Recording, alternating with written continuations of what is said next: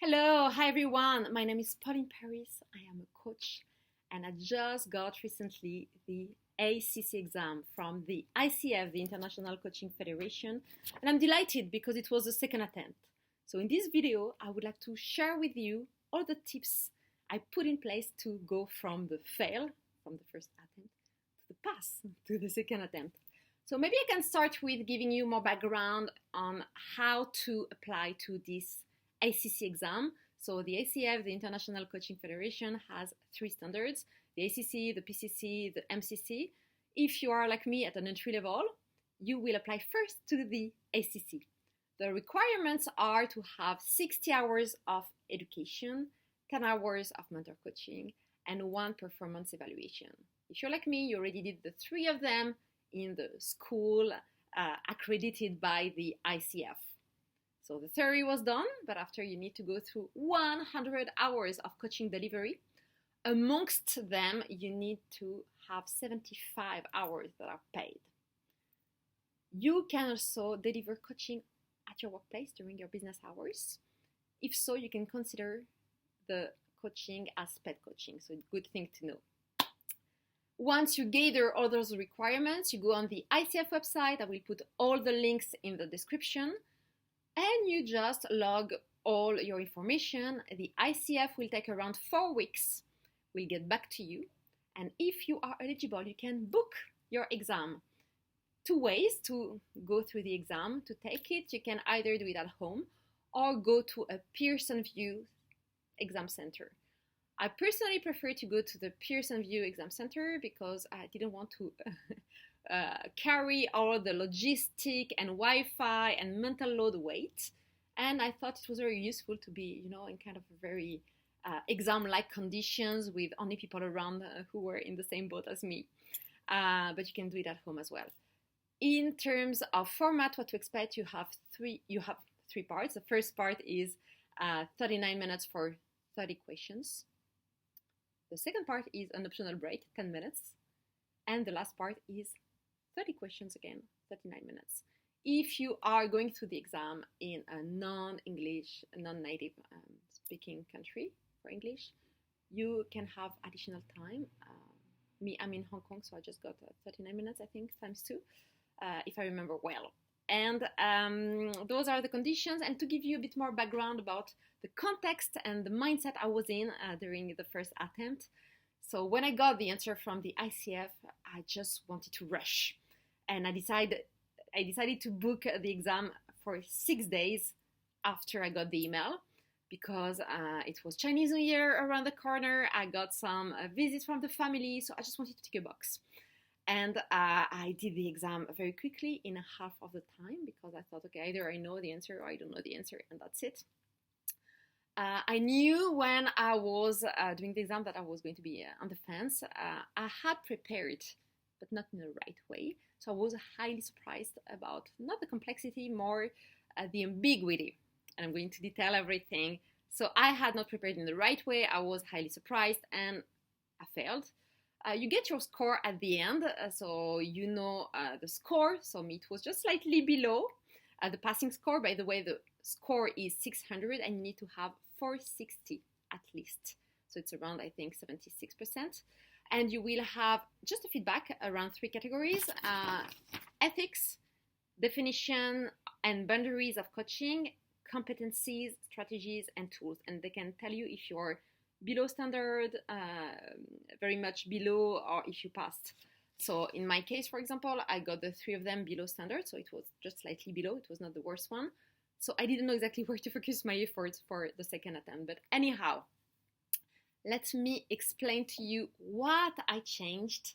What are the 6 things I put in place so I could pass the second time? First thing, I changed my mindset. During the first attempt, I was very in a rush, very in the internalized capitalism. I need to get it. And I was not even looking at the exam. I just wanted to go to the next step. And for the second attempt, I thought, you know what? Let's have more time, because I could not rush this time. Once you fail, you have a delay of 2 weeks. So you need to observe 2 weeks of cooling period before having the second attempt. And in case you fail the second time, you need to wait at least 4 weeks during each attempt. And you have plenty of attempts because you can try to take the ACC exam up to 6 times a year. So you just need to book a rebooking fee, which is 105 USD. So it's not a big deal. I just thought, you know what, I failed. This is fine. Nothing has exploded. Maybe just my ego, but this is manageable. And I just try to think of it as the driving license. So I'm sure most of you have the driving license. If you were good enough or lucky enough, you had it first time. In my case, I just had it the third time. And you know what? It was, a matter of so many things at the same time. I cannot say that the third time was, I was not driving way better the third time, but I thought, okay, with time, with discipline, I will get my driving license one day. I never heard of anyone who never got their driving license. If you do the theory, if you do the practice, if you try to be in a good mindset the right day, you will get there. So I was just trying to reframe a bit that. I released a bit of pressure as well with my close ones, even if they were super kind. I just didn't tell anyone the second time because to me, it was a bit painful to go through all the person I said, oh, I'm going to go through the exam, and I didn't pass. So just try to, if you want, change a bit the view, the perspective you have on it. It helped a lot for me because I thought, you know what, this time if it doesn't work, I just go silent. I will take it the third time and the fourth time, and I will have a nice story to tell at the end. That's it. Second tip, physical and mental health. The first time I took the exam, I was not fully rested. I was in the rush because of work, in the rush because we had this Chinese New Year break here in Hong Kong. So it was another thing on my to-do. And the second time, I really tried to think, okay, I'm going to rest as much as I can the previous weekend. I'm going to study again, but more, let's say in a smarter way. I forced myself to have the optional break because the first time I just rushed. I did everything in half of the time. And when I was doing the mock-up online, I realized that most of my mistakes were done at the end of the mock-up. So either all the hard questions were at the end of the exam, or maybe someone was getting very exhausted at the end of the exam because this someone didn't take the break, didn't do the exact conditions. So I really tried to change a bit my posture. I also booked the exam at a different time of the day because for myself, I know I'm more an early bird, I'm not a night owl. And the first time I took the exam like lunchtime. The second time I just booked it during the morning. So I didn't have to care too much about work, and I feel way more fresh in the morning. So try to observe exactly how you work. You know you will have plenty of time, so use this time. I think the first time it was a mistake as well, just to rush because I was in this thinking black or white, maybe I know, maybe I don't know.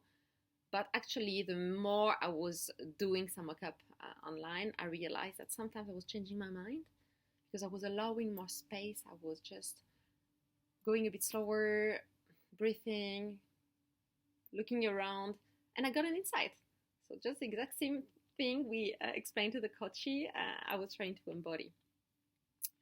The advice is spot your patterns. When are you at your best? And if you do some mock-up exam, which I encourage you to do, just try to spot if you have any recurring mistake at some point, or try to know yourself very well for this exam. Third tip, I reduced the uncertainty. The first time I was highly surprised because I was not expecting exactly those questions, so much ambiguity. So of course I reduced it just organically because I went through it twice. But I hope this video will help you not to take it twice, at least for yourself. So I was not expecting the difficulty, but the difficulty was linked to the ambiguity. I thought, okay, I was reading all the PDF. I will explain to you more the resources I used. But I thought it was going to be more black and white. And actually, over the 4 questions, usually you have 2 that you can exclude right away. But for the tricky question, I observed that you have 2 that are kind of imperfect. And you need to figure out, okay, which one is the least imperfect one I can select. And I think having more time again to soak into the learning helped me a lot. because it helped me to zoom in, zoom out. It's not just about like memorizing, it's about understanding that deeper level. So there is a saying in French that is, we cannot have a child if you have 9 women pregnant in 1 month.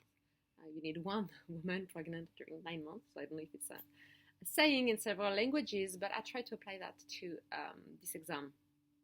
So try to let it digest. And something else to know as well. So you will have 8 core competencies. You will have the code of ethics. Try to know which behavior, which subcategory falls under which code of competency, core competency or code of ethics. You will see on the PDF and with all the YouTube videos, but for some subcategories it's pretty obvious, right? If I say, I don't know, the coach needs to partner with the client to decide on an outcome of the session. Okay, we know its category establishes an agreement, easy.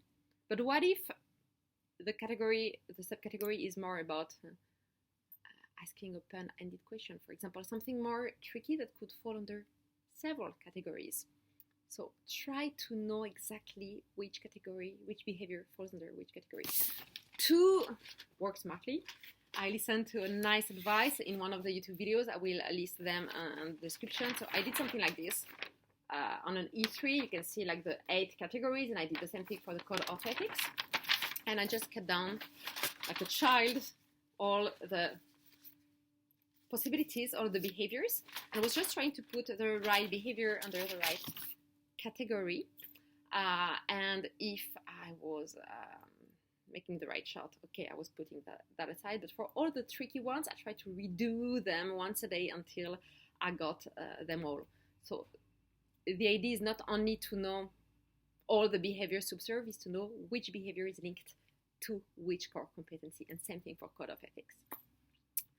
At the end of the first attempt, in case you don't pass, you won't have a detailed report. You just have like the 3 categories I discussed. So it can be very frustrating. I thought it was a bit like passing, a math exam, but I could just access the theory and not the exercises. But actually, the exam was about having some exercises. So this is why I changed my way of working for the second time. So the 4th tip is about the learning style. So find your learning style. The first time I read all the PDF, I wrote a lot of review on my paper pad. I watched a lot of ICF videos, so they're for free online. So you have the ICF official channel, you have plenty of other nice channels. I did the paper game I showed you, but it was not enough.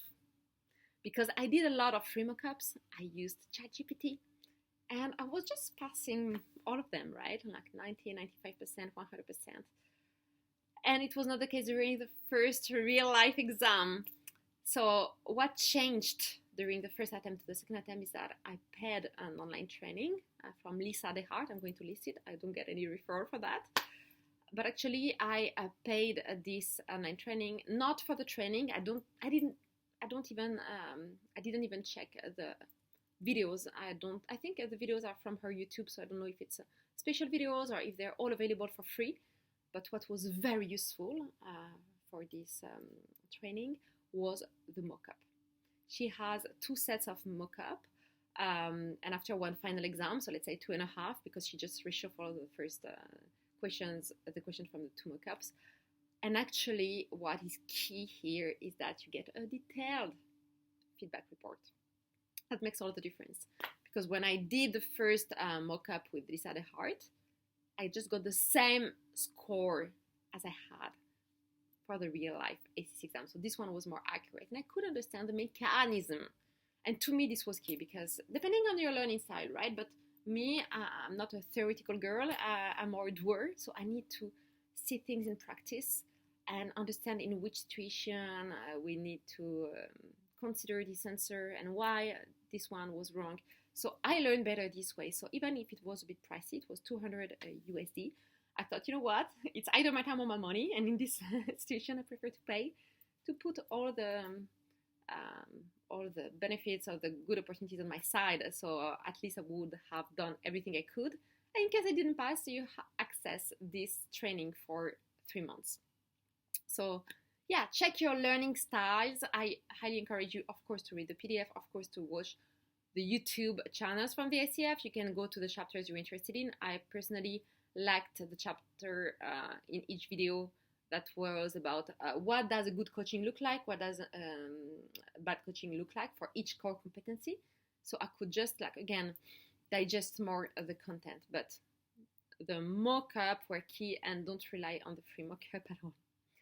Fifth tip, some practical tips to answer. So I got some from some videos on YouTube. I'm going to list the main two I used, plus others that were on articles. So to sum up, what's stuck in my mind, try to read the answers before the questions, and only then read the questions. So it was from a video from a coach who passed, I don't remember if it was the MCO or the PCC.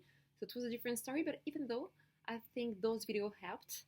And it was a good point because I had more clarity. So I was understanding each answer. And after, of course, you need to read carefully the question to understand, okay, is it the best attitude we're looking for or the worst behavior we're looking for? But yeah, having those answers in mind prior to reading the question helped a lot. You can also, when you go through the exam, you can highlight, you can strike through, you can put the color you want on the screen. So try to use that because, again, you will have 4 answers. Usually you can just exclude like 2 of them. So I was striking them through right away. And after, for the second and the third, for the third and the fourth option that were left, I was just taking my time, highlighting some words, thinking, okay, maybe this one is future-oriented, but maybe this one is more about partner with the client. So I was taking my time. Try to favor, at least it's my understanding, future-oriented answers. I think it worked pretty well. Try to favor partnerships, invitation-oriented answers. After you're going to say, okay, but if I have one future-oriented answer and one partnership-oriented answer left, like, how do I do? We use our brain and we do a case-per-case kind of reflection. In case you have one self-reflection answer and one question that is more about asking people, I would favor the self-reflection one. And I was really trying to think out of curiosity to put more game, even if something a bit big was at stake, right? But trying to think with more curiosity allowed me to create more space and to access more cognitive resources. And sometimes that changed my answers, but for the best, I would say. And by the way, most of the questions were the same from attempt 1 to attempt 2. So in case you feel, okay, it's a fail, I'm not too sure, I was trying myself to remember most of the tricky questions. So after I could just put all of them when I was coming back home on a Word and try to find the answer with ChatGPT. Until now, I think I had 4 or 5 tricky ones. I figured out most of them, but one of them was still a bit tricky. But at least I, again, decreased the uncertainty this way. Last tip, the 6th one, the perspective. So we talked about the mindset at the beginning. But in terms of perspective, I was just trying to feel, so it's more about how I felt in my body. I was just trying to feel more joy. Because instead of being just in the rush and in this warrior mode, I try to say, you know what, joy precedes victory. And like in a book or like in a movie, it's not the goal. And I think there is a philosopher, I don't remember if it's Nietzsche, I think maybe it's Nietzsche who said that. The goal of melody is not its end. And same thing for this coaching journey.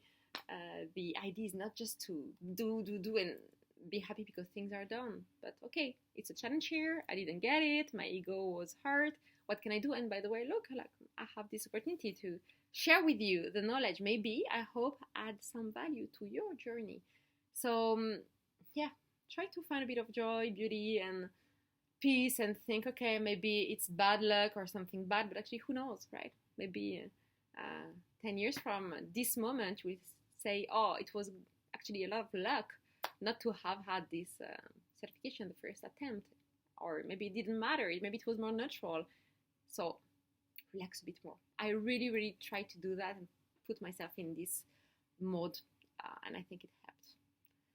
I hope this video was useful. If it was, please put a thumbs up, drop a smiley in the comment, the nerdy one or your favorite smiley. You can also put the kind of video you would like to see on the channel. I'm happy to add more value. And thank you for watching until here. See you next time. Bye-bye. And good luck to you.